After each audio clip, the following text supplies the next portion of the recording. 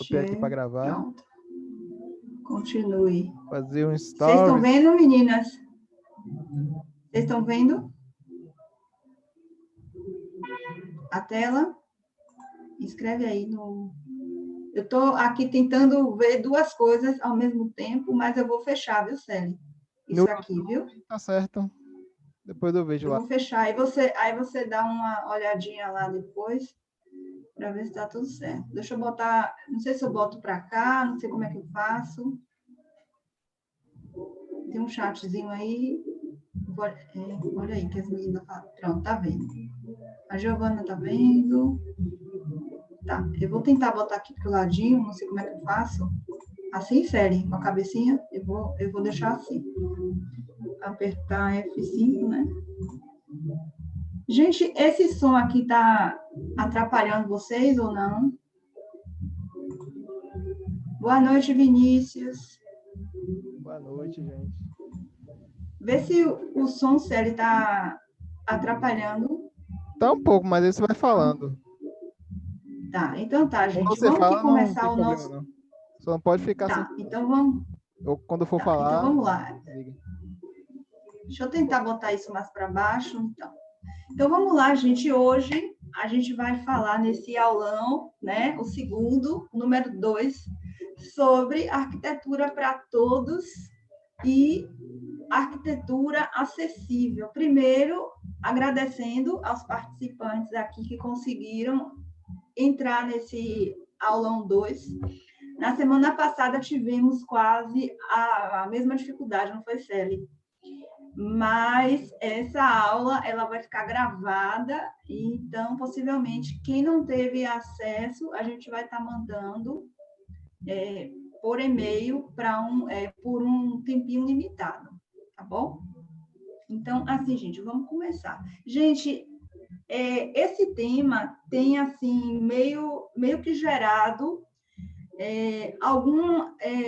um certo nível de confusão e de frustração também. A gente tem participado de alguns grupos de Facebook e temos percebido uma certa frustração por parte de profissionais que vêm a utilizar esses lemas, né, nos seus trabalhos, e teve uma pessoa até que falou que não vai mais trabalhar com arquitetura para todos, que não é para ele de jeito nenhum. Então, assim, é uma forma de percepção equivocada na realidade, né? E tudo começa porque se pensa de uma forma errada, e isso também se reproduz aí nos nossos trabalhos. É só para fazer uma pequena apresentação aqui para quem já conhece a gente e para quem não conhece. Para quem já conhece e para quem não conhece, gente, eu sou Késia, eu sou periférica, eu moro aqui na periferia de Salvador, sou formada em arquitetura e também me formei, foi com o Celivan lá em 2016, 4 anos atrás, fiz uma especialização em assistência técnica, habitação e também direito à cidade, com o Celivan também. Comecei aí nesse mundo do empreendedorismo social, com o Celivan também, em 2016. E aí, em 2017, fundei a Viva Arquitetura. E aí, hoje, estamos aí tentando popularizar os serviços de arquitetura, mas também gerar um impacto positivo para os profissionais que querem trabalhar aí nesse campo da arquitetura popular e social, mas não enxerga nenhuma forma, acha que não tem rentabilidade, que não dá, que não tem público, mas o que mais tem é público, é demanda, são pessoas que precisam do nosso serviço. O Celivan, se quiser, pode falar um pouco, o currículo dele é muito maior que não cabe nem aí. Eu vou me apresentar mais para frente. Não vou falar agora, não. Não quer falar, não? Oi, Jéssica, boa noite. Fala sério, dá só um oi para as pessoas que não te conhecem. Oi, gente. Não sei se vocês estão me vendo aí pelo vídeo, porque eu estou aqui cuidando da parte da tecnologia. Vocês viram a nossa confusão inicial, né? Como sempre. A gente está aqui na fase de mudanças, né? Então, a gente está aqui testando novas ferramentas. E a gente vai ter uma aula específica lá para frente na mentoria, né, que vai ser exatamente sobre softwares que vocês podem utilizar. Isso é algo importante que a gente vai falar também hoje aqui, um pouquinho mais para frente na live, para vocês saberem. Mas voltando para mim, quem sou eu, na verdade? Então, eu sou o Silivan, né? Sou arquiteto, assim como o Kes, me formei em 2016. Eu fiz a especialização em ciência técnica lá na UFBA, né, também, Junto comigo. em tese, né? Foi Então, tudo você junto vê que a gente comigo. aí já desde a graduação, desde a É, graduação, perturbando o outro, né? é, A partir disso, eu também sou periférico, moro aqui no subúrbio ferroviário de Salvador, para quem conhece. E aqui, no subúrbio, eu sempre tive a intenção, desde que eu entrei na faculdade, de trabalhar aqui. Então, aqui por sua região periférica, sempre fiquei pensando, como é que eu posso trabalhar em uma comunidade, trabalhar na minha comunidade, né? Então, assim como me exato. formei, eu criei a Memorar, né? Como vocês estão aí, alguns de vocês estão seguindo, e estou aí trabalhando há 4 anos, né? Só com assistência técnica, habilitação de interesse social e popular. Então, trabalhando com público de classe E, D e C, né? E de vez em quando aparece um classe A aqui, mas aí é preço normal. Um classe A fingindo ser classe. Como é que tu diz, Sérgio? Um classe A meio que fingindo ser baixa renda também. Acontece muito, viu, gente? Acontece de gente, para mim, aparece sempre. Gente que mora, que não é morador de bairro popular e periférico, classe alta, chega para mim fingindo que é baixa renda, querendo serviço assim no valor de uma pessoa que de fato precisa ter essa questão social viabilizada, querendo se aproveitar. Mas a gente vai falar disso mais na frente. Deixa eu passar aqui para o próximo. Então, hoje você já conhece um pouquinho da gente aí, está nos acompanhando pelas redes e pode conhecer mais ainda. Mas, para começar, gente, esse bate-papo com vocês, eu queria que vocês também soltassem o áudio de vocês, se puderem, ou escrevessem no chat. Eu queria perguntar para vocês uma coisa, né? O que é para você ter em uma profissão a função social? Eu queria que vocês pudessem falar, né? O que pode significar essa função social aqui no nosso trabalho ou em uma outra profissão? Como que você consegue enxergar isso? É uma das primeiras questões que eu queria trazer para vocês. Se vocês podem aí ou comentar com a palavra, se vocês quiserem, ou soltar o áudio de vocês e comentar com a frase também. Estou esperando. E aí, pessoal? Não tenho vergonha, podem falar, comentar. Podem escrever também. Pode falar uma frase, pode falar uma palavra. Estou esperando. Se tiverem com vergonha, eu vou falar um pouco da minha visão. Posso? Então, assim, gente, olha só para a gente não ficar Vamos pro aqui. Ó, YouTube, gente. tem gente falando, tem pessoas falando aqui. A Jéssica falou que acredita ser atuação de forma a tornar serviços acessíveis ou reduzir as desigualdades. A Giovana falou atender questões de problemática social, principalmente de pessoas sem acesso. Joia, isso é mesmo. Então, assim, gente, se nós pensarmos de uma maneira geral, vamos falar da profissão do médico. Quando você fala da função social do médico, a gente já, assim, de cara, enxerga logo, né? A função social deles é o quê? É dar assistência, né? A pessoas que precisam, né? Ali daquele serviço dele, ali daquela assistência dele, independentemente de se aquela pessoa ela é rica, ela é pobre, né? Independe ali da questão financeira.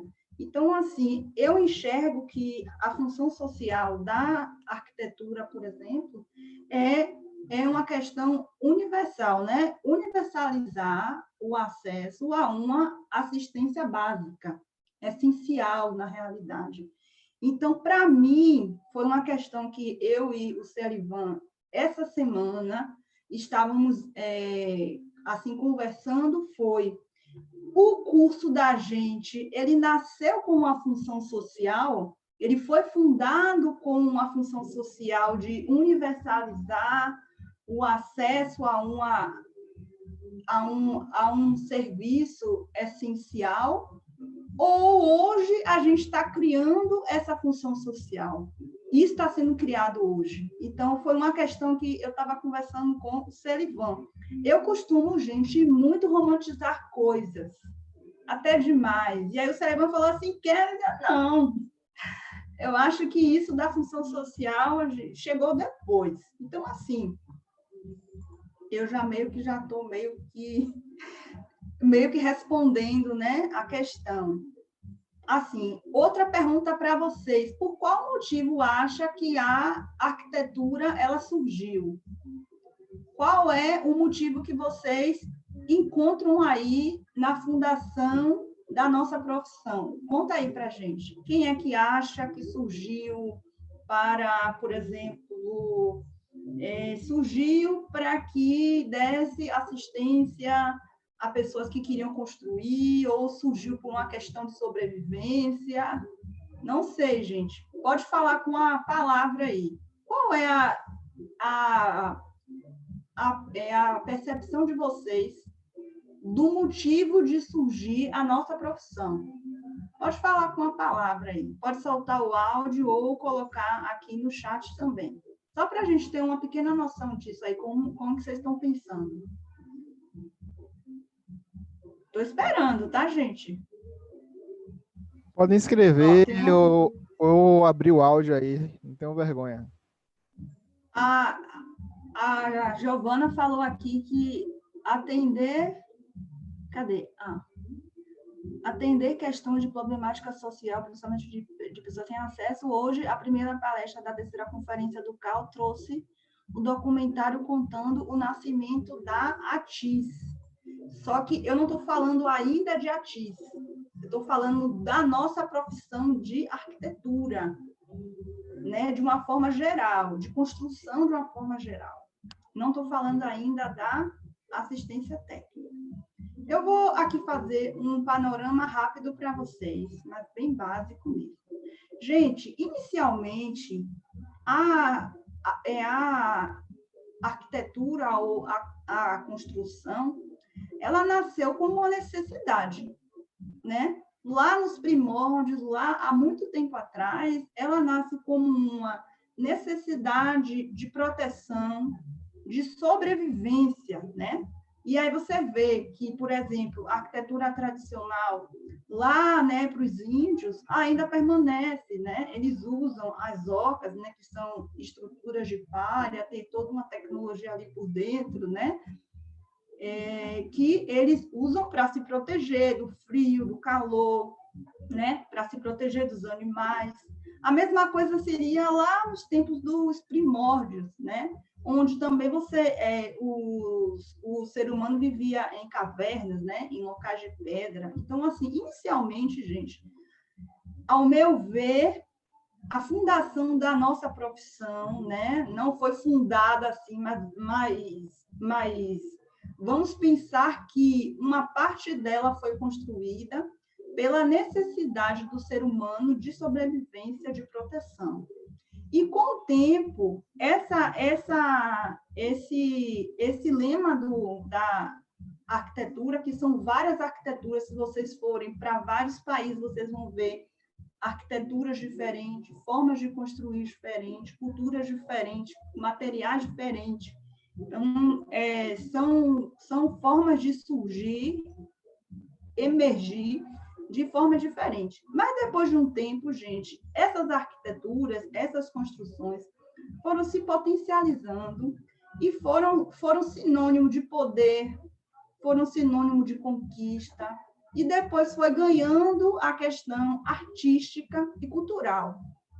Porém, nesse viés da coisa, lá nas universidades, por exemplo, eu fiz o curso de arquitetura, como uma parte de vocês aqui, e em nenhum momento eu trabalhei com a cidade real. Eu trabalhei com arquitetura do ponto de vista monumental.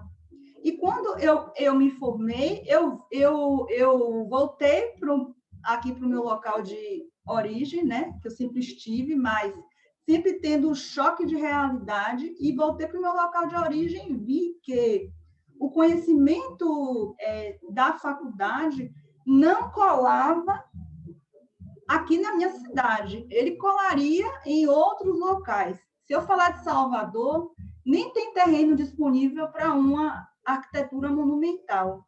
E em nenhum momento eu trabalhei com a necessidade real de famílias de baixa renda, por exemplo, que compõem em Salvador 70% aqui da nossa cidade. Então, a gente sai da faculdade com uma frustração grande nesse ponto de vista, né? E tenta, de certa forma, ainda encarar o nosso trabalho por um viés artístico e cultural.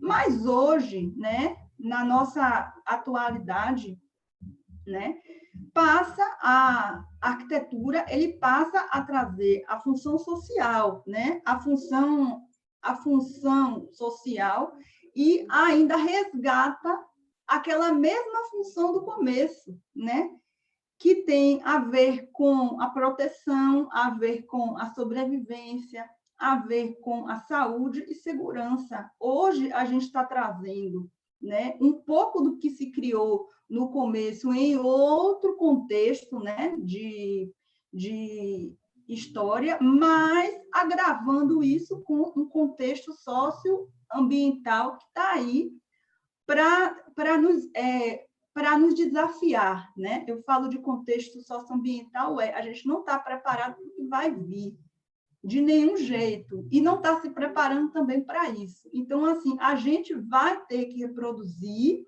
arquiteturas que protejam pessoas, arquiteturas, né, que gerem segurança, né? E dentro disso não é só criar, gente, não é só criar construções. Às vezes, na maior parte da cidade de Salvador e outras cidades do Brasil, o nosso trabalho vai ser reparar essas construções, adaptar essas construções para eventos extremos, por exemplo, que é um campo que hoje eu, como é que se diz, estudo bastante. O Sérgio quer falar, Sérgio? Acabei vendo aqui que Maurício está pedindo aqui o link do YouTube. Mas, assim, voltando para aí, né? O que acontece quando a gente sai da faculdade, muitas das vezes? Sai cheio de sonhos. Gente. Que é isso que, às vezes, desse jeito. O sonho de virar aquele arquiteto, aquele engenheiro que das grandes obras. Sim. De sair na capa da revista, Sim. da entrevista na televisão, de ficar famoso, ganhar prêmios e prêmios e prêmios. Então, isso aí do mercado é muito pouco, né? Então, acabar que muitos profissionais acabam se frustrando e dizendo, né, que as pessoas não querem pagar pelo serviço, que não busca o serviço do arquiteto, do engenheiro, né? Quando, na verdade, o que acontece é um descompasso, né? Um descompasso entre o Brasil, que a gente tem, que é um Brasil desigual, Sim. infelizmente, onde a gente tem, isso foi tema da última aula, né? Onde tem aqui uma classe social de baixa renda, que passa de 60% no país. Sim, deixa eu botar para cá. Sim, sério. E, ao mesmo tempo, a faculdade, ela nos enche de sonhos para trabalhar com aquela camada social mais alta, que dependendo da cidade, isso foi algo que a gente viu na última aula, essa classe social mais alta pode ser 10% da cidade que você esteja nesse momento. Ou menos. Falando com a gente. Ou menos. Ou menos. Ou menos. Então, como é que você vai conseguir, junto com a concorrência dos seus colegas, trabalhar apenas para 10% da população, né, dependendo do seu estado, do seu município, né? Aqui para Salvador, como o Kézia falou, chega a 30%. Então, a gente está ali lutando para ter a atenção de 30% da população. Mas quando você vai pensar que naquela pesquisa de 2015 do carro falou que apenas 15% das pessoas contratam arquitetos e engenheiros, né? Então, se percebe que não é só uma questão cultural que existe de não contratar o arquiteto e o engenheiro, mas também uma questão econômica. Então, muitas famílias não têm condições. A gente tem aqui, no nosso país, uma população miserável que ganha ali menos de um salário mínimo, que passa de 10% da população. Como é que é essa população que não tem dinheiro nem para comer, vai pagar um arquiteto, vai pagar um engenheiro? Não tem Ela como. precisa morar. Ela precisa de um lugar para morar. Ela vai comprar ali, ela vai se esforçar para comprar ali o tijolo para fazer um barraco para ela, botar um telhado. Ela vai se esforçar para fazer isso. Ela não vai morar debaixo da ponte. Então a faculdade ela não prepara muitas vezes a gente para trabalhar com essa situação, que é a situação real, que nós vamos encontrar em todas as cidades, não só aqui em Salvador, nas grandes capitais, mas também no interior. Então, assim, a arquitetura para todos, né, ela surge aí como um resgate, né, um resgate à função social que é a arquitetura. Então, a arquitetura nasceu aí da necessidade humana de ter um local para residir, para morar, para se proteger das intempéries, né, e evoluiu ao longo do tempo para reis, rainhas, imperadores. Temos aí as pirâmides do Egito, né, sendo construídas naquele tempo. Vemos aí os tempos gregos, né? Vamos ali para o Renascimento aumentando um pouquinho mais, né? E aí você vê que essa parcela da sociedade de menor renda acabou sendo relegada a recursos próprios, ao conhecimento do pedreiro, ao conhecimento do mestre de obras, né? E acabou não se acostumando a ter ali perto um arquiteto ou um engenheiro para fazer as Porque suas de fato construções. não tinha, né, Célia? Sim. Mas não é nem que se acostumou, não é se acostumar, é que não tinha ninguém. Então, assim, gente, só para dar um choque para vocês, assim, de realidade. Vamos falar de Salvador, que é onde a gente está hoje. Salvador, gente, hoje, quando nós começamos, em 2017, o Celivan começou, acho que em 2016, foi sério, para memorar. Só tinha o Celivan de iniciativa e mais um. E o Márcio Barreto. Só mais um, e o Márcio Barreto. 2 iniciativas para 3 milhões de habitantes. Assim, vamos dizer que 70% desses 3 milhões, né? Em 2017, chego eu aqui com a Viva, somos 3 iniciativas. Em 2018 não vi mais nenhuma, 2019 também não vi mais nenhuma. 2020 conseguimos colocar mais 2 na rede, não foi sério. O Casa de Maria, que é de arquitetura, que veio lá da nossa mentoria, que conseguiu surgir, e um de engenharia, gente, que não tem nenhum, eu acho que só a Joyce, né? Agora então, aqui, surgiu, hoje... Durante a mentoria 1 surgiu a Moral, né, que é daqui também. A Moral Engenharia. Então, hoje, em Salvador, o nosso trabalho conseguiu, pelo menos, aí contribuir para o surgimento de 2 iniciativas, pelo menos em Salvador, e outras nos outros estados. Mas, veja, o Celivan falou que, na época, eles não estavam acostumados. Não estavam acostumados porque não tinha ninguém. Não tinha ninguém. Hoje, continua tendo alguém. Mas é muito pouco, gente, para tanta demanda, é muito pouco, somos muito pouco ainda. E aí vem pessoas e diz assim, porque não tem trabalho na arquitetura, vamos mudar de carreira porque não tem trabalho. Eu não gosto de trabalhar com casa, mas tem outros campos para você trabalhar. Eu não gosto de trabalhar com projeto, tem outros campos para você poder trabalhar. Então, assim, gente, não é que não tenha trabalho, é que vocês não colocaram ainda o dedo no formigueiro. É que vocês ainda não se divulgaram. Tem gente ainda muito tímido ainda, vindo assim, sou arquiteto popular, mas não vejo isso, não patrocina a publicação, não cria nada para poder mostrar de fato o seu trabalho, como que você pode contribuir, aí depois reclama, porque não chega trabalho para mim. Gente, isso de chegar trabalho, não vai chegar trabalho nunca. Não vai chegar, é você que tem que ir atrás do trabalho. Então, assim, não é aquela mesma posição do artista, ainda está aqui, como é que se diz? Dentro aqui do nosso ser, Tá né? ali Tem que no seu escritório, a pessoa vai te procurar porque você vai, é a última cereja do bolo, né? Última bolacha do vai, pacote. não Não vai, é assim. gente.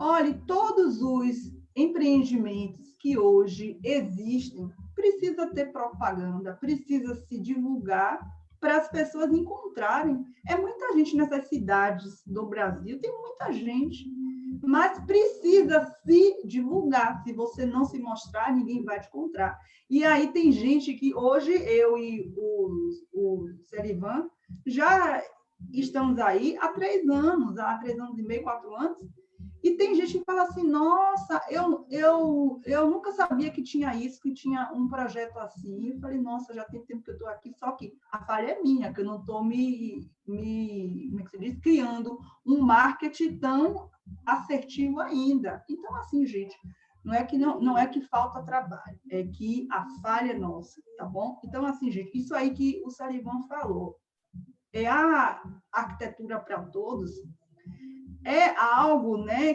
que já deveria estar na nossa profissão de um tempo, né, que se construiu cidades para pessoas, né, não foi só cada um fazendo a sua.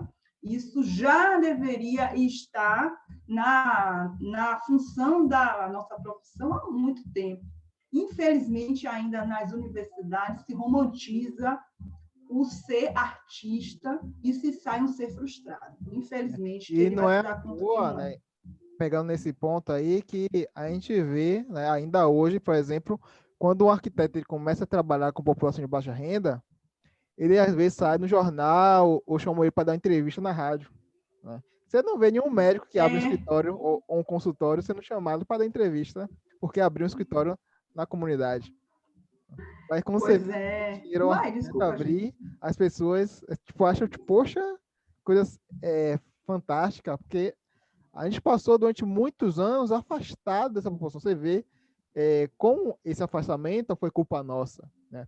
Que as outras profissões, a gente está falando aqui dos telejornais, dos jornais impressos e É virtuais, surpresa, como né, eles série? se É surpreendem surpresa. com isso. Né? Mas ninguém se Porque você surpreende vê quando vem um que médico, vem um dentista, vem um contador. Por quê? Você vai lá em qualquer comunidade do Brasil, vai ter lá um médico, um contador, um fonoaudiólogo, um psicólogo, mas você não vai ver um arquiteto ou um engenheiro. É um afastamento pois é, nosso. pois é. Então, assim, gente, essa elitização da profissão aí já começa desde as universidades também, porque quem acessava o curso de arquitetura não eram pessoas de baixa renda, eram pessoas de alta renda ou pessoas que se esforçavam demais, né? Assim, vamos dizer, Tem de uma 30, pergunta aqui 40 no anos chat. atrás. Acho que é da Giovana. Que tá assim, qual o papel dos Olha aí, conselhos para Sérgio. garantir a arquitetura para todos, né?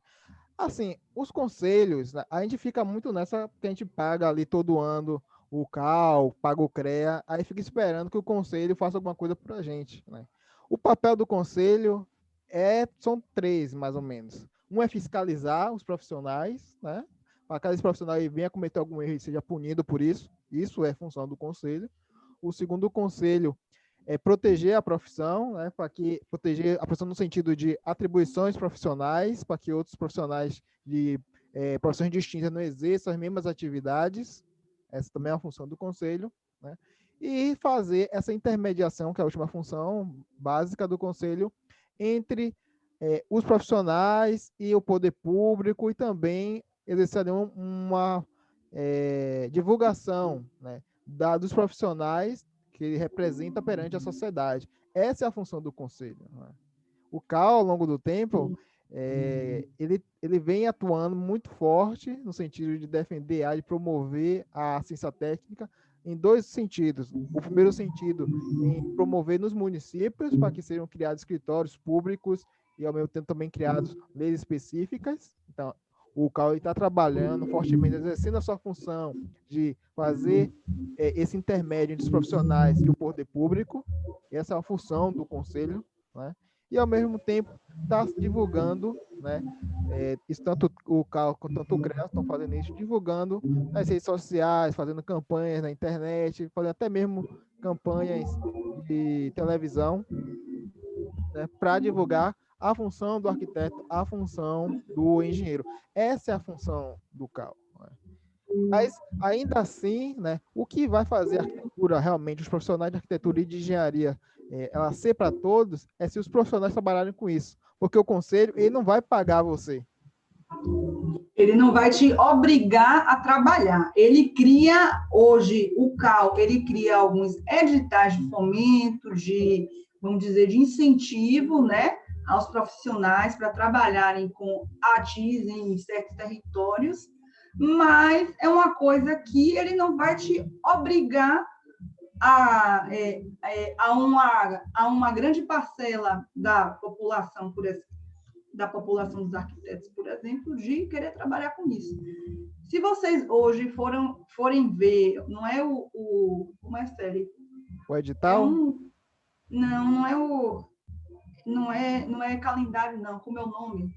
Que o CAL solta todo ano. É uma coisa anuário, que o CAL tem um solta... anuário que sai Anuário, desculpa, gente, calendário, anuário. O CAL solta todo ano. Se vocês quantificarem, gente, no Brasil hoje temos 180 mil arquitetos ativos no CAL, mas temos outros arquitetos também ativos que trabalham, né, vinculados a outros profissionais, né, mas eles não estão pagando o CAL. Então, a gente não tem noção aí dessa quantidade de profissionais que hoje estão, de fato, trabalhando aqui no mundo da arquitetura, mas isso que nós falamos no começo, 180 mil profissionais ativos em Salvador e outras cidades com pouquíssimas iniciativas ainda. Então, assim, comparando a quantidade de profissionais vezes a quantidade de profissionais atuando mesmo, ainda é muito pouco. Mesmo ainda tendo aí um pequeno incentivo do CAL, o CREA também, o CREA Bahia, ele já se vinculou, não foi, Célia, à prefeitura daqui de Camaçari para criar um escritório público aqui de engenharia. Então, já é um pequeno avanço nesse sentido, gente. Mas não é suficiente. Hoje, gente, eu tenho plena certeza que não vão ser os conselhos que vão salvar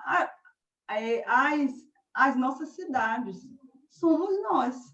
Então, assim, se o profissional hoje, esses 180 mil, está com a mesma mentalidade de que o governo que resolva, o conselho que resolva, quem se sensibilizar que resolva, a coisa vai continuar do mesmo jeito. A gente vai com os nossos braços se multiplicando pouco a pouco, mas aquela velha frase ali das antiguidades, a união faz a força. Então, assim, quanto mais pessoas envolvidas na construção, não é nem na construção, na melhor construção das nossas cidades, na reparação das nossas cidades, a coisa melhora. Mas veja, gente, quando nós falamos de arquitetura para todos, não é só a casa, eu não vejo só a casa, eu vejo o meio urbano como um todo. Não é só a casa, é também a rua, né? É a calçada, é o saneamento básico. Não é a gente estar trabalhando, o CAL hoje, por exemplo, os programas dele de assistência técnica, quando fala de habitação de interesse social, não é só trabalhar a questão da segurança ali da construção da unidade, não é só isso. Porque, por exemplo, eu vou trazer aqui um exemplo real de uma vizinha minha, aqui do bairro Popular. Eu soube que ela, há um tempo, comprou uma casa velha, contratou um profissional de arquitetura, e, gente, isso tem muito tempo, tem mais de 10 anos. Contratou, gente, a casa dela é linda, mas essa vizinha disse, Kézia, não quero mais morar aqui no bairro. Eu falei, por quê? Porque não é só, Kézia, a casa que eu preciso. Não é só a casa, Kézia, que eu preciso hoje. Aqui na minha casa tem um ponto de lixo. Esse ponto de lixo, gente, gera rato na casa dela. A casa dela é linda por dentro e por fora. Gera rato na casa dela, ela já se contaminou com dengue, ela já foi picada pelo mosquito da dengue várias vezes, né? Então, assim, a casa dela sempre está tendo infestação de barata e rato, uma casa linda. Então, assim, gente, arquitetura para todos, não pensem que é só vocês trabalharem com habitação. Do meu ponto de vista, é trabalhar cidade. E cidade também é urbanismo, tá, gente? É do ponto de vista socioambiental, não é só permitir, não é só como é que se diz, a função da gente, não é só estar, como é que se diz, consertando os problemas de uma casa, mas está vendo que existe possibilidade de trabalho em outros campos também, que é um dos equívocos que existe dentro da ATIS, que é só pensar que é casa, casa, casa, e não é isso. A cidade não é só edificação, tem outros Esse campo aparatos aí vai ter, urbanos. além do urbanismo, né, que é você trabalhar intervindo ali na cidade, vai ter também a regularização, porque muitas vezes esse morador ele não tem a Pois escritura é, do próprio imóvel, então a necessidade de você regularizar aquele imóvel para ele, se ele desejar, né, para conseguir a escritura, para caso ele queira adquirir um financiamento bancário, queira vender esse imóvel, ele possa trabalhar com isso. É também você prestar consultoria em um caso judicial, né? Caso uma construtora construa um prédio imenso ali e aí danifica a casa dele, ele precisa de uma assistência técnica para acionar essa construtora na justiça que danificou o imóvel. Então, a assistência técnica ela vai muito além de você chegar ali no bairro e fazer um projeto de uma casa, ou como está muito na projeto moda agora, habitacional. né, que alguns arquitetos é, acabaram Só indo para trabalha esse com perfil que é interiores. com interiores, também com consultoria. Né? É só isso, gente. Vai muito além disso. Pois é. Então, assim, gente, do nosso ponto de vista, arquitetura para todos não é promover a melhoria habitacional, só a unidade, não é isso, é muito além do que isso. Se vocês lerem, né, mais sobre a lei da ATIS, se vocês lerem mais dos campos de trabalho, tem muito mais área para vocês atuarem, porque tem profissionais que não têm vocação, de fato, para trabalhar com o projeto de arquitetura do ponto de vista da edificação. Ele não gosta, mas gosta da parte urbana, de trabalhar com saneamento, por exemplo, de criar de trabalhar com tecnologias para isso, ou de planos para isso. Então, tem vários e vários campos que dá para atuar. Nós não vamos aprofundar isso aqui, mas só para dizer que arquitetura para todos não é só a casa, não é só a edificação, tem todo um conjunto. Né? Aqui trouxemos aqui uma foto do lado, só para mostrar esse contraste, né? Lá de Paraisópolis. Aqui vocês veem que fica em São Paulo, né? Uma das maiores favelas. Vocês conseguem É uma ver das de fotos mais forma muito famosas do nítida. mundo, né? Ficou essa.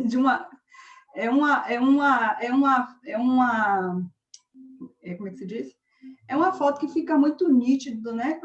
A separação real entre classes sociais. Daqui você passa, né? Mas você vê casa colada no muro ali, se dá para vocês verem, tem construção ali colada no muro. Então, assim, hoje a segregação, a desigualdade social está muito explícita. E nós, profissionais, com certeza, quem construiu esse prédio aí não foi qualquer pessoa, né? Foi um profissional. Então, assim, não é para condenar ele, não é nada disso, mas para dizer que, né, nós estamos atendendo demandas, né, os profissionais, mas, de certa forma, eles não estão parando para pensar no que, de fato, estão consolidando nas cidades, né? Hoje, a nossa função, se vocês pararem para pensar, é construir cidade. Mas que cidade é que você quer construir? Essa é a nossa grande questão. É para vocês refletirem, viu? Então, assim, gente, hoje o papel de projetar cidades mais saudáveis, né? Mais seguras, mais sustentáveis, de promover esse bem-estar de uma forma geral, não é a função só dos arquitetos, não. Se vocês lerem lá a lei da ATIS, é uma função também dos engenheiros, é uma função também dos urbanistas, e de mais e mais profissionais envolvidos no tema. Então, não somos só nós que vamos estar repensando ou pensando cidades, né? Precisam de mais e mais profissionais, né, para unir forças, né? Então, assim, só para poder estar compartilhando, né, tá partilhando essa, como é que se diz? Essa nossa responsabilidade. E o Celivan vai falar mais também de um outro termo que é parecido, Se né, popularizou ao longo do tempo também, acho que uns 2 ou 3 anos para cá, né, que é a arquitetura acessível, né? Antes eu só conhecia arquitetura acessível, eu vou falar isso mais para frente, quando é relacionada a 90-50, né? Então, existe até arquitetos que são especialistas, existem pós-graduações em arquitetura acessível, né? Mas hoje em dia, sim, muita gente mas está usando aí, em outro sentido, sim. né? Então vamos lá, Celi, conta essa história aí. Né? E aí, né, a gente vê aí, eu gosto muito desses dois carros, né, para comparar o seguinte, né? A gente tem a Ferrari e a gente tem o carro popular, e os dois têm a função de deslocamento. Você pode pegar uma Ferrari e pode pegar um carro e você vai dirigir da sua casa até o seu trabalho, né? A diferença básica entre um e outro é que ninguém vai olhar para você, e o outro, todo mundo vai ficar olhando no olho. É perigo até você não voltar com ele para casa. Também. Né? Mas os Sim. dois têm a mesma função, que é você pegar, né, esse veículo e se deslocar de um ponto ao outro. Agora, a estética dele, alguns dos materiais utilizados é um pouco diferente. O outro é um produto de luxo, já o outro é algo mais simples, mais básico. Mas os dois fazem a mesma coisa. E claro, tem públicos-alvos diferentes. Quem compra uma Ferrari não é a mesma coisa que compra ali um Uno da vida, né? Um Gol. São públicos diferentes, né? E isso aí que surge, então, agora os negócios de impacto social e os escritórios populares, né? Eles são escritórios que trabalham com um público diferente, que é o público da baixa renda, é o público que ganha ali até 3 salários mínimos, né? Ou até 4 salários mínimos, dependendo da cidade, né? E aí, então, é o seguinte, que popularizar um produto ou um serviço não é a mesma coisa que você entregar ele pela metade, porque ninguém vai pegar um carro que não tem roda para dirigir. Ou ele tem que Pois dirigir. é. Então, Tem a não função, é... né, Celi? Quer falar, Kézia? Não, eu ia falar que hoje ainda, gente, existe um pequeno equívoco, não sei se é grande, de pensar que tornar os nossos serviços acessíveis é entregar o serviço faltando material. Por exemplo, eu preciso hoje construir, sabe, aqui, vamos lá. Hoje, Vinícius, eu preciso construir a minha casa, tá bom? Preciso construir hoje minha casa, mas eu não tenho um dinheiro suficiente agora para pagar o meu projeto de arquitetura com você. Mas eu preciso construir a minha casa, eu preciso me planejar. Daí chega Vinícius, né? E diz assim: tá bom, Kézia, eu vou fazer o seguinte: para viabilizar o serviço, eu vou te dar uma planta baixa, né? Ou eu vou te dar aqui uma ideia e você me paga por isso. Só que daí, gente, você está criando, né, um produto, né, incompleto para E que uma não vai pessoa, solucionar o problema do cliente, muitas vezes. e que não vai solucionar. Hoje, por exemplo, com uma planta baixa, não é suficiente para uma construção. Porque primeiro Não é você suficiente precisa para de ele dar ver a entrada na altura. prefeitura. Não é? Pois é. Então, assim, hoje está tendo um equívoco de muitos profissionais de achar que tornar os serviços acessíveis, é cortar o material, é cortar os produtos ali entregues, e não é isso. Passa aí para outro Alguém está slide, falando aqui? Alguém está falando. Pois é, Rafaela, planta baixa não é projeto. Exatamente isso aqui, Rafael. Ó, não venda a planta baixa como projeto completo. Pois é, exatamente isso, que é o que está acontecendo. É o que está acontecendo mesmo por aí. Gente, eu tive um pedreiro, um mestre de obra que trabalha, né, com obras minhas, é um parceiro na realidade. Ele mandou um áudio para mim, disse assim: Késia, menina, eu estou aqui com uma planta que me deram, que eu não estou entendendo nada. Não estou entendendo nada, Késia, dessa planta. Poxa, eu queria continuar fazendo esse projeto com você, mas é porque, assim, foi um cliente dele, né, que deu o projeto a ele, e ele foi executar a obra com informação faltando. Ele falou: eu não sei nem mais para onde é que eu vou, porque eu não sei, eu não estou conseguindo compreender nada. Gente, isso é uma planta baixa. Além de pessoas entregarem projetos incompletos, eu sou chata com isso, ainda entregam peças gráficas mal feitas. Ah, porque é para baixa renda, eu entrego de qualquer jeito. É isso, gente. Ah, porque ainda tem uma coisa pior ainda disso, que vale tanto para pessoas que são baixa renda, quanto para pessoas que não são. A vulnerabilidade do nosso cliente. O cliente não sabe identificar o que é uma qualidade de projeto, o que não é. Se naquele R$1.000, R$2.000, R$3.000, no final você chega para ele e entrega uma folha impressa em A4.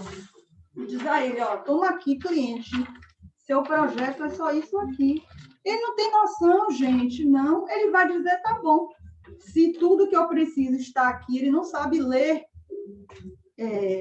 a questão do projeto. Ele vai dizer: tá bom, se Késia me deu, se Vinícius me deu essa planta aqui e diz que isso é o meu projeto completo, eu paguei R$3.000, mas ele está confiando que aquilo é tudo que ele precisa. Ele é leigo, gente, para isso. Teve um que eu até mostrei para o Celivan, um cliente que chegou para mim ano passado com um projeto. Ele contratou, ele não é baixa renda, ele contratou um projeto de 2 pavimentos, para 2 pavimentos, né? O rapaz fez o projeto dele, gente, as cotas tudo faltando. A fachada dele só era 3 quadradinhos assim, que eu não enxergava nada. Não, tinha uma parte assim de ângulo de círculo que não tinha nem o diâmetro, como é que se diz? E não tinha também raio, não tinha nada. E aí, ele, em cima desse projeto, ainda contratou estrutural, outro profissional para fazer, né?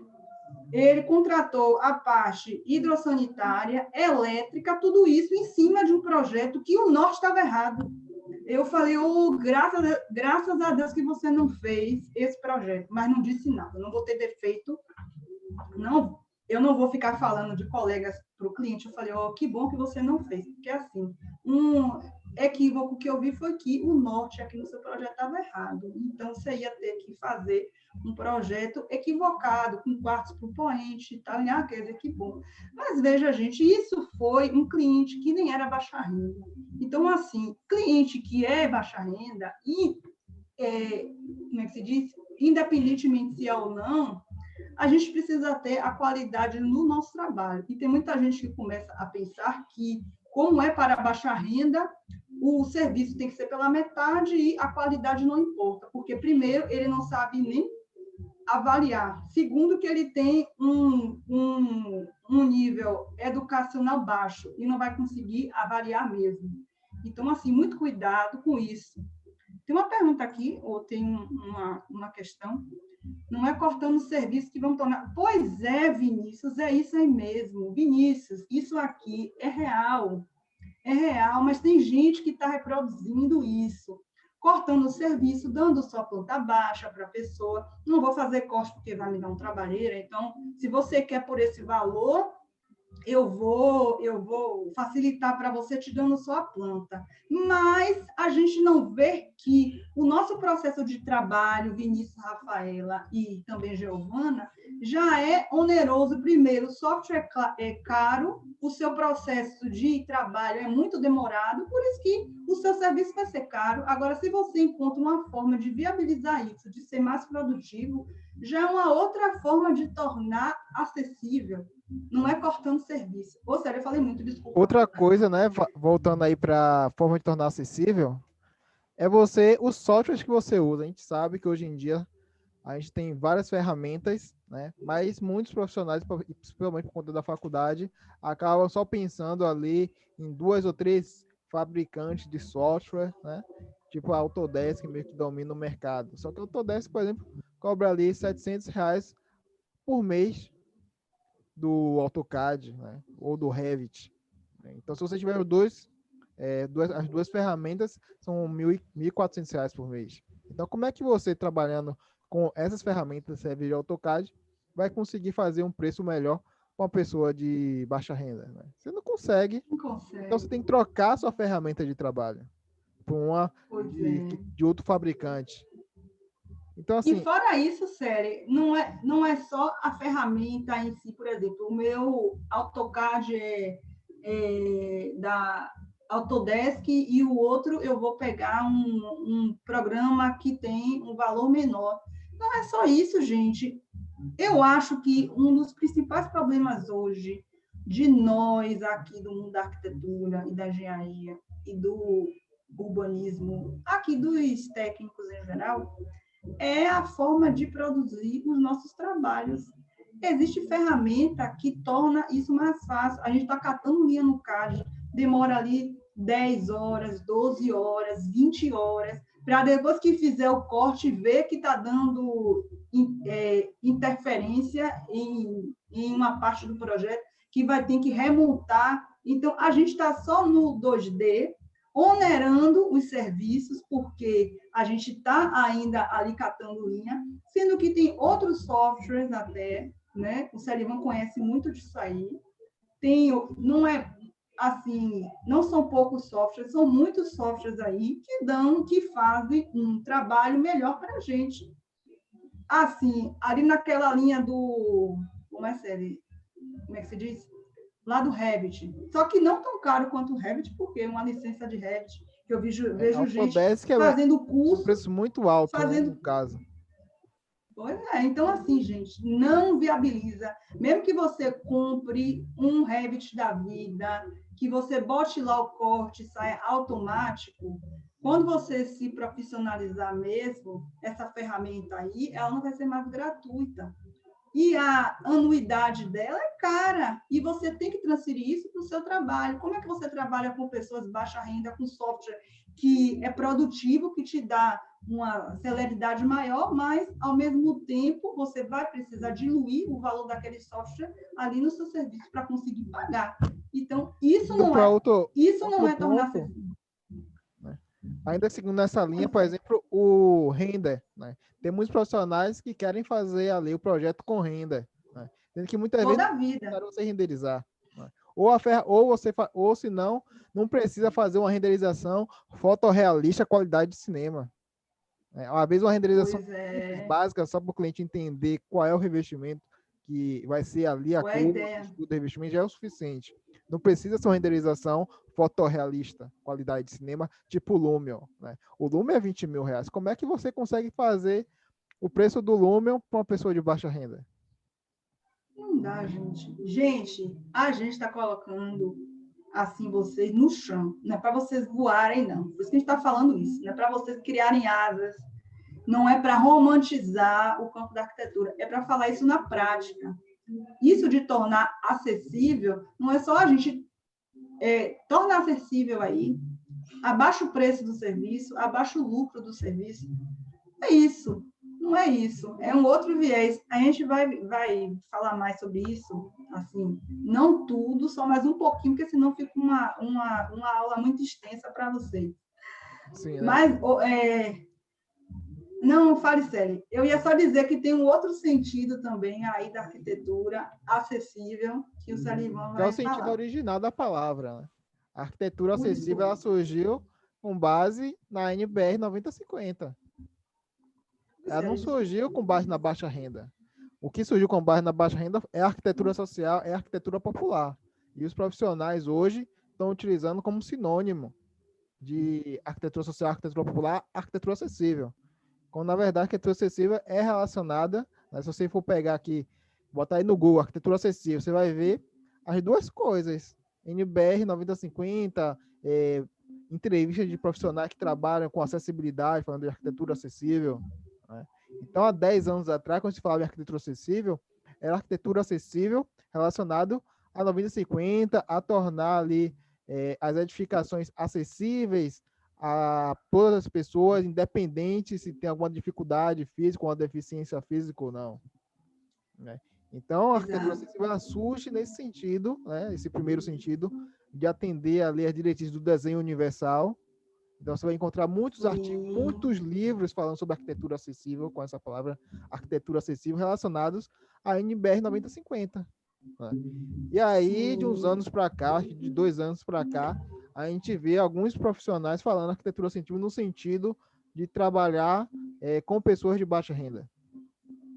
Quando, na verdade, isso a gente entende como arquitetura social ou arquitetura popular. Sim.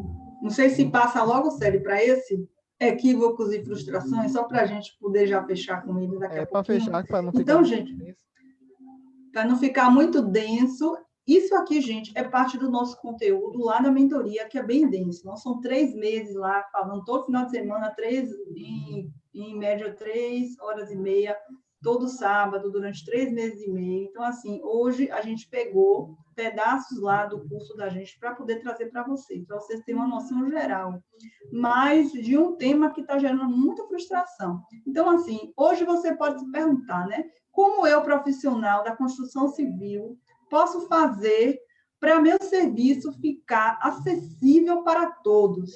Só que nesse todo, gente, muita gente está fazendo todo generalizando, independentemente de classe social. Por exemplo, hoje a gente tem pessoas, né? Hoje, assim, falando de maneira de cidade, né? Do ponto de vista socioeconômico, a gente tem pessoas de baixa renda, de média renda e de alta renda, não é? Então, assim, quando você fala para todos, hoje eu tenho pouca demanda de trabalho, vou adotar o lema arquitetura para todos, arquitetura acessível, arquitetura acessível para todos, né? Uma forma de ficar mais barato para todo mundo. Só que tem, gente, um público que pode pagar. E a frustração é essa. Esse lema está atraindo pessoas que podem pagar o serviço de vocês e está se aproveitando do lucro de vocês que está sendo menor para tornar isso possível para pessoas que de fato precisam que torne. Tem gente se aproveitando disso.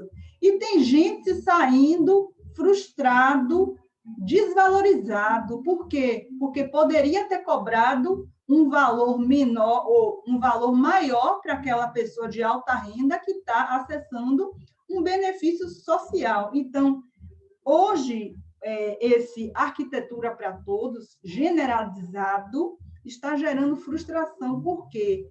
Está em uma relação perde-ganha. A gente perde, o cliente ganha, porque ele sempre vai sair ganhando se você se posiciona de uma maneira generalista, de uma maneira geral. Então, vamos tornar para todo mundo, independentemente se ele tem dinheiro ou não. Então, o mesmo valor que vai ser cobrado para uma pessoa de baixa renda vai ser o mesmo valor cobrado para uma pessoa de alta renda. Então, não tem filtro. A forma certa de vocês fazerem isso, de rever aqui com o Simpson, seria um ângulo mais coerente, seria como eu, profissional da construção civil, como eu posso fazer para meu serviço ficar mais acessível para o público de menor renda. Porque o público de alta renda, ele já está sendo assistido por muita gente, porque, não sei se você lembra que nós já falamos no começo, Sai da faculdade, todo mundo vai para um campo só, é uma concorrência altíssima. E aí você diz, não tem trabalho. Mas aí começam a usar esse lema do arquitetura para todos sem filtro nenhum. E aí se frustra também, porque a gente vai se aproveitar. Gente, hoje eu e o Celivan já pegamos cliente, já peguei cliente, gente, já peguei cliente, que hoje é até um dos meus melhores clientes, mas eu, na minha inexperiência da época, peguei cliente que hoje eu acabei descobrindo de uns tempos para cá que ele é um cliente de alta renda, que ele movimenta muito dinheiro.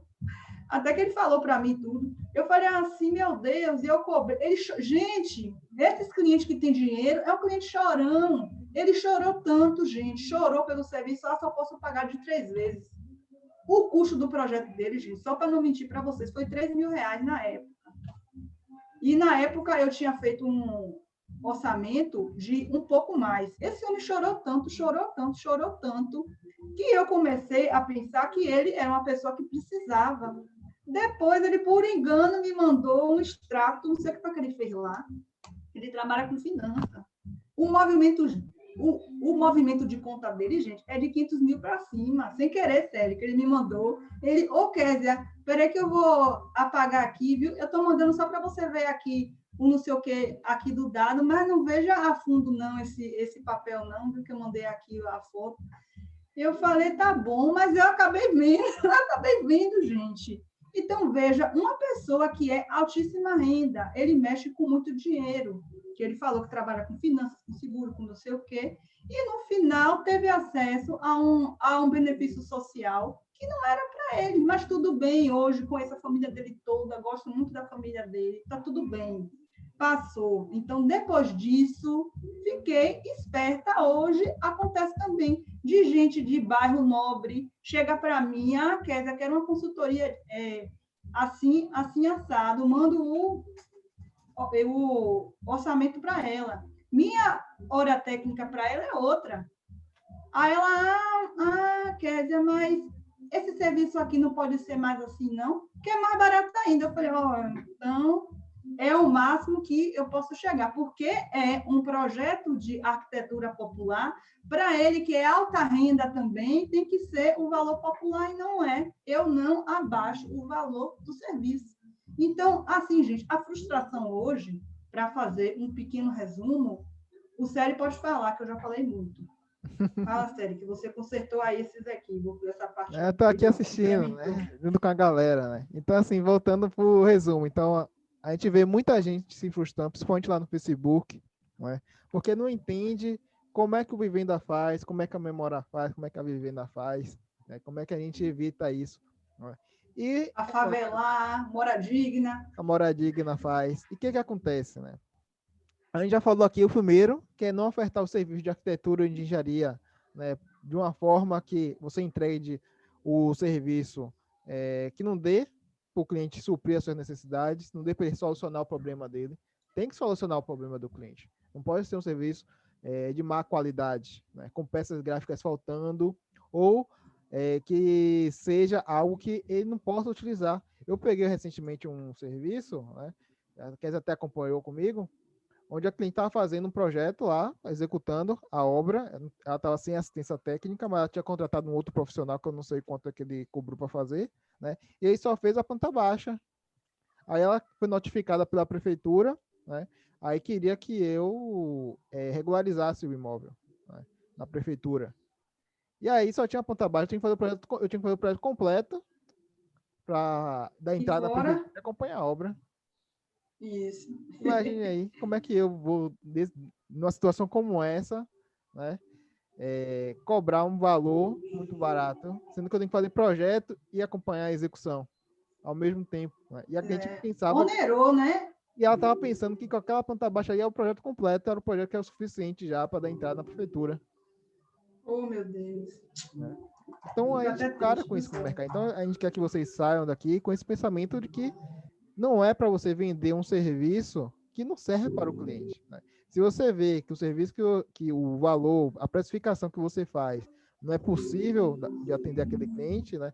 Indique um escritório júnior, indique ali um escritório modelo de engenharia, que esses escritórios cobram um preço mais barato, ou indique um escritório popular da sua cidade, né? E esses escritórios cobram um valor mais barato. Mas não venda um serviço ali de má qualidade ou um serviço incompleto que o cliente lá para frente vai precisar contratar novamente outra pessoa, tirar um dinheiro que ele dá onde ele não tem, né? Para refazer muitas vezes o seu projeto. E ao mesmo tempo, tomar cuidado, né, para quem já quer começar a trabalhar logo com isso, com os clientes que eles se fingem ser pessoas de baixa renda. Quem é de baixa renda, gente, é quem ganha até 3 salários. Gente, como... Né? Quem ganha até 3 salários mínimos, que é de baixa renda. Então, assim, você vai encontrar a pessoa, como eu já vi lá no Facebook, eu acho que é engraçado, eu dou risada no Facebook, né? Que tem alguns profissionais que falam que foi trabalhar, né, com arquitetura acessível, com arquitetura para todos. Assim mesmo, gente. Assim mesmo, escrevendo para mim quais os serviços ali que o cliente contratou e muitas vezes não tem nada a ver, né, com um tipo de cliente típico de pessoa de baixa renda, né? Às vezes é um cliente investidor, quer fazer um prédiozinho ali com piscina e tudo, né, para alugar. E quer pagar o valor de baixa renda. Quer pagar o valor de baixa renda. Né? E você está achando que esse cliente é baixa renda, às vezes porque ele mora ali em um bairro popular. Como, na verdade, mas teve uma aula, gente, que eu não sei se vocês viram, mas a gente fez um primeiro aulão falando de classes sociais na arquitetura popular, para falar para vocês a verdade dos bairros populares e periféricos, como funcionam. Não sei se vocês perderam a aula. Então, mas conta sério, desculpa interromper. Tomar cuidado para não sofrer, para não ser enganado. Porque o que acontece que a gente, né, escritórios populares, negócio de impacto social, o que a gente faz, né, para a gente conseguir oferecer um serviço que tem uma certa qualidade e, ao mesmo tempo, tem um preço que as pessoas possam pagar, né? Então, a gente reformula a forma de a gente trabalhar. Então, o nosso processo ele é um pouco mais otimizado para terminar o projeto ou a obra no menor tempo possível. Então, quanto menos horas técnicas saiu, quer dizer... Sério, desculpe. Pronto, Sério, desculpe. Então, assim, a gente trabalha para que gastar menos horas técnicas com aquilo, né? É um ponto. Outro ponto é o lucro. Então, o lucro é diferente. O lucro de um escritório popular, o lucro de um negócio de impacto social, ele, muitas vezes, é metade do lucro de um escritório tradicional. Então, o lucro ali a gente limita a um valor que a pessoa possa pagar. A gente não vai estar aqui trabalhando com um lucro de 20%, 30%, 40%, 50%. Muitas vezes trabalhando com lucro ali de no máximo 10%. Né? Outro mesmo, ponto é parcerias com lojas de material de construção, parcerias com fabricantes. Né? E esses fabricantes, eles como passam material para a gente de construção a um valor mais acessível, ele não está passando para esse valor mais acessível, muitas vezes com 40%, 30%, 20% de desconto para uma pessoa de alta renda. Ali é para ser utilizado com pessoas de baixa renda. Né? Se ele descobrir que você está utilizando esse serviço aí para trabalhar com pessoas de alta renda, você perde, às vezes, o patrocínio. Pois é. É para ser utilizado. Ele está dando aquele desconto ali para ser utilizado para uma pessoa que ganha seus 5, 7, 8, 10 mil reais. Mas se você utilizar para uma pessoa que ganha seus 3, 2 mil ou menos de R$1.000, dependendo de quem for ali o fornecedor que está oferecendo esse patrocínio. Né? Então tem que estar encaixado na 11.088, que é até 3 salários mínimos.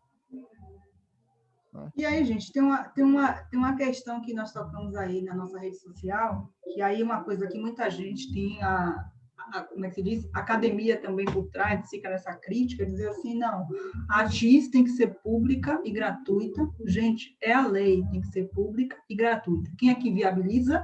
Os municípios, com seus programas, né,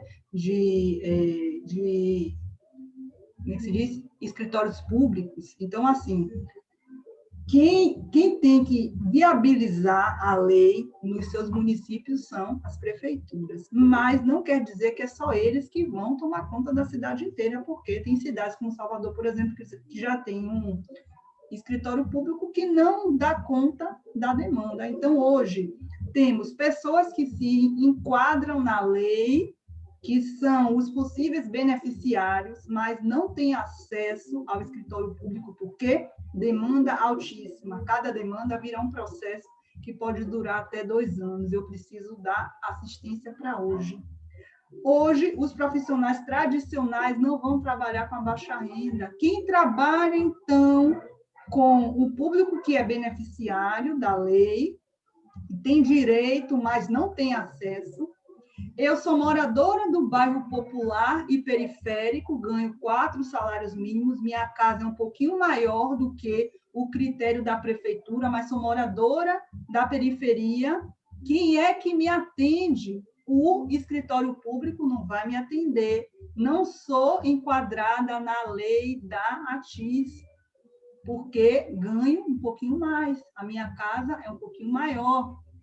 Então, gente, hoje, os escritórios populares têm um papel importantíssimo aí na nossa cidade, de acolher uma demanda que as prefeituras não estão atendendo e também aos moradores de bairros populares e periféricos que não se enquadram na lei e que precisam do nosso serviço, porque os arquitetos tradicionais estão lá nos 30% da cidade, estão lá nos 10% da cidade. E aí, muitas vezes, a academia não entende isso, que acha que a assistência técnica, de uma maneira geral, só para os vulneráveis. Mas não é.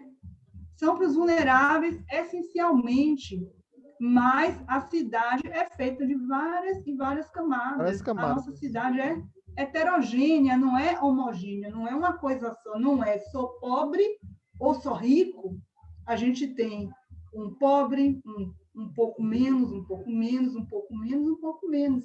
Então, assim, vendo a falta de profissionais, o nosso papel, a nossa responsabilidade social é trabalhar com a cidade que precisa e que, infelizmente, a lavagem cerebral que a gente teve na universidade, a fantasia que a gente teve, aquela questão artística de trabalhar com coisas monumentais, e que esse tipo de serviço não chega para você, porque primeiro você nem tem a experiência real de trabalhar com isso. Então, infelizmente, vão contratar para uma arquitetura aí desse porte outros profissionais que estão aí no mercado há muito tempo, que não vai ser nem eu e nem você, a não ser que você, como é que diz? Esteja aí nessa carreira, né? Aí nesse campo com outros profissionais. Então, assim, gente, a cidade real é essa, é o campo popular. A gente trabalha, como o Célio falou, associado com universidades hoje. Tem cliente, gente, que eu não consigo de forma nenhuma viabilizar. E aí eu faço o quê? Atendo pela Projecta, que é o escritório júnior que tem aqui. Encaminho para lá, olha, procure a Projecta. Eu te atendo por lá indiretamente, porque quem assina os projetos é quem? Sou eu, quem gera como é que se diz?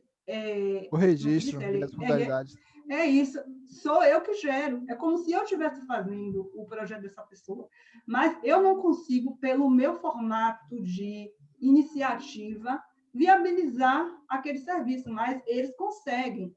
Então, assim, esse trabalho em rede, em parceria com outros escritórios que estão se formando, com outras iniciativas, com ONGs que você conhece, já fortalece isso. A gente não vai abraçar o mundo, não vai resolver o problema social de uma vez. Isso não vai acontecer.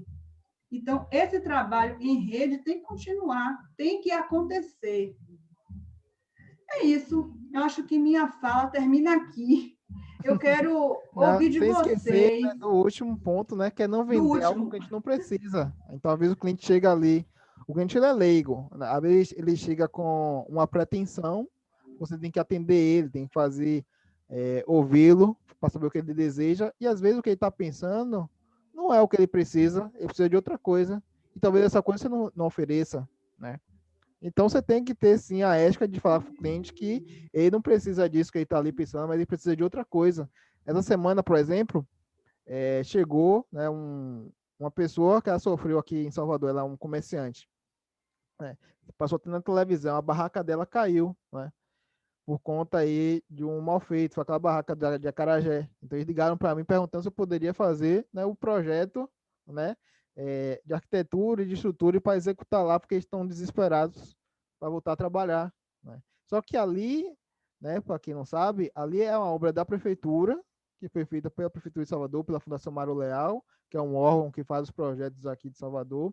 Foi uma empresa terceirizada que fez a construção, né? Então tem menos de 5 anos, então estaria na garantia. Então quem tem a obrigação de fazer ali serviço naquele local é a prefeitura e a construtora, não sou eu. Então eu expliquei isso para ele. Você não tem que contratar um arquiteto, nem contratar um engenheiro. Você tem que acionar a prefeitura, a Fundação Mário Leal, porque lá eles têm um projeto original. Eu não preciso fazer Que outro bom, Sérgio. projeto. Você orientou ele. E o Sim. cliente não Mas sabe. foi bom, gente. Isso aí, gente, orientação técnica também não custa nada. Aí nesse nível, sabe, gente? Porque assim, ele acabaria comprando um serviço do Celivan que não ia ter necessidade, sendo que já teria, né, lá na prefeitura. É isso, pessoal. Eu acho que terminou aqui, Célio. Tem mais alguma coisa para falar? Eu Não queria terminamos aqui, ouvir de né? Eu acho que vocês conseguiu cumprir o horário. conseguimos cumprir. O Vinícius, se quiser falar, o que achou dessa aula, a Giovana também, se quiser soltar o áudio para falar ou escrever, se nós conseguimos sanar as dúvidas de vocês, podem falar. Eu vou deixar gravada também essa live, tanto lá no YouTube, eu acho que vou deixar gravada também, né? Para vocês acessarem Então, a depois. outra eu vou liberar, aquela que vocês não assistiram, a da semana passada, só que só vou liberar esse fim de semana. Então, quem quiser assistir sábado e domingo, pode. Eu vou deixar, depois de terminar aqui, eu vou liberar lá no YouTube, deixar visível. O de classes sociais na arquitetura popular, para vocês conhecerem um pouco sobre essa realidade. É isso. Gente, podem falar se quiserem, para dizer se nós sanamos a dúvida de vocês, se a gente botou minhoca na cabeça de Vinícius e de Giovana. Conta aí, pessoal. Escreve aí, pode escrever também. Pode escrever. A Giovana gostou, disse que muito bom. É isso, Vinícius. A gente vai seguir lutando, né, por cidades melhores. Mas tudo depende da gente, tá, gente? Não depende do governo. O governo vai fazer o papel dele enquanto governo, às vezes pela metade, mas vai estar fazendo, eu espero que faça. E a gente, enquanto profissional, também temos que fazer a nossa parte. E, fazer valer, né, a nossa função enquanto profissionais que detemos do conhecimento técnico. Estamos aqui cheios de conhecimento técnico, só guardado, mas não bota em ação. É isso, gente. Obrigada pela participação Obrigado também ao YouTube, viu? Teve gente lá no YouTube que assistiu aqui a gente, que eu tô vendo por aqui pelo celular. Então tá, gente. Pessoal do YouTube também, obrigada pela participação de vocês. E é isso aí. Aproveitem o final de semana de vocês, uma boa sexta-feira, um bom sábado e domingo, e até mais. Até, gente. Tchau, tchau. Sério, peraí que eu vou parar aqui de gravar, viu? Stop share.